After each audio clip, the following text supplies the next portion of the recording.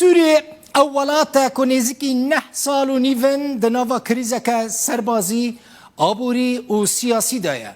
UN راگهاند که زیادتری 12 میلیون خلک سوریه یان بونه پنابر یان جی دناوا آخا ولات خود کوچبر بونه. دواره هجاریه دجی اگر سوریه بدی بر ولاتین دنیه نافچه و تو ببینی جسدی 83 ج خلک سوریه دبن سینور هجاریه دنه لوی ولاتی فقیریه ادی سینور جی در باز کریه. دواره بیکاریه دجی اولات دناوا کریزک گلکی جدیده حتی داویا مها قانون 2019 بیکاری لوی ولاتی جسدی 40 بو لجسدی 40 زیاده تر بو. درباره کریزا سوریه دجی اگر امج سال 2011 و حساب بکن حتی سال 2019 اما ببینن که آبوری وی ولاتی بگیشتی زیاده تری 500 میلیارد دلار امریکی زیان دیتیه.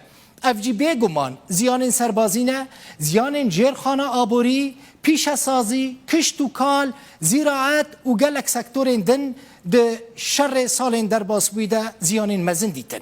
اگر امورن سر برهم آنین نافخواه یعنی سوریه اما ببینن بری شر نافخواه لوی ولاتی دست ببکه یعنی بری سال 2011 نزدیکی 6 میلیارد دلار امریکی برهم آنینا نافخواه بو.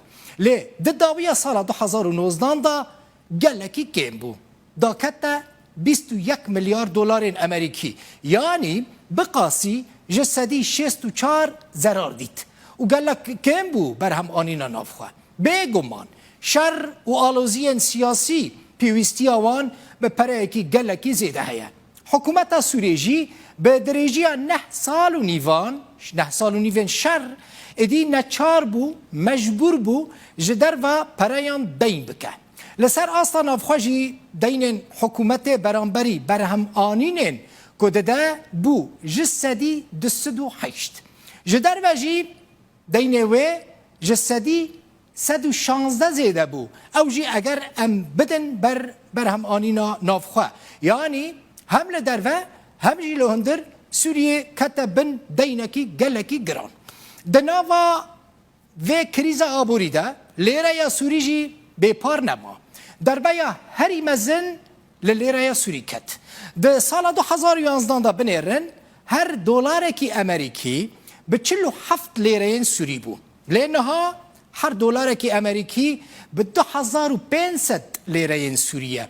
بری دمکه لیره سوری زیده تر دا کتبو هر دلارک ببو به 3500 لیریان او رابونو دا کتنا لیره سوری جی هر دمه دروژه ویده استقرار دیده تنه بهای تشتان جی سال 2011 و حتی 2019 108 جاری بلند بو یعنی لسوریه انفلاسیون بو جسدی 1800